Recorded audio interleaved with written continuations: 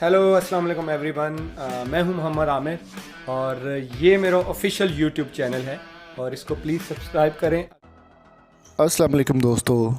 Pakistan super league ख़त्म हो चुकी है और हम बात करने वाले हैं आज एक बहुत ही शानदार प्लेयर के बारे में।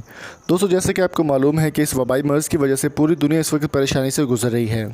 जहां पर पूरी दुनिया परेशान है वहां पर पाकिस्तान भी काफ़ी ज़्यादा परेशान दिखाई दे रहा है और पाकिस्तान के क्रिकेटर्स भी काफ़ी परेशान और घरों तक महदूद होकर रह गए हैं। जैसा कि आपको मालूम है कि इस बार PSL भी ख़त्म हो चुका है और 2020 क्रिकेट का ही साल था, लेकिन मुकम्मल तौर पर ख़त्म हो चुका है ये साल और 2020 क्रिकेट के लिए बहुत बुरा साबित हुआ।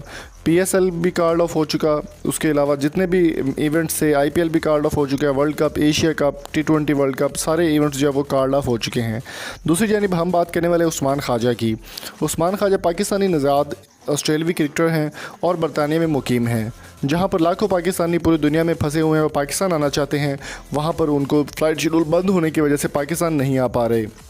उसी वजह से उस्मान ख्वाजा भी पाकिस्तान आना चाहते हैं। उनकी फ़ैमिली इस्लामाबाद में मौजूद है, जिसकी वजह से वो पाकिस्तान आना चाहते हैं, लेकिन वो बहुत ज़्यादा परेशान हैं फ़्लाइट शेड्यूल्स की वजह से। फ़्लाइट्स जो कि कैंसिल हो चुकी हैं और फ़्लाइट्स नहीं चल रही। उस्मान ख्वाजा का कहना है कि मेरी हेल्प अगर कोई करेगा तो मुझे बहुत खुशी होगी और पाकिस्तान आने के लिए बेचैन हूँ और पाकिस्तानियों के लिए दुआ गो हूँ कि अल्लाह ताला जल्द अज़ जल्द इस अज़ाब को पूरी दुनिया से ख़त्म करे और वो बरतानिया में भी अपनी अच्छी ज़िंदगी गुजार सकें और पाकिस्तान में भी अच्छी ज़िंदगी गुजार सकें।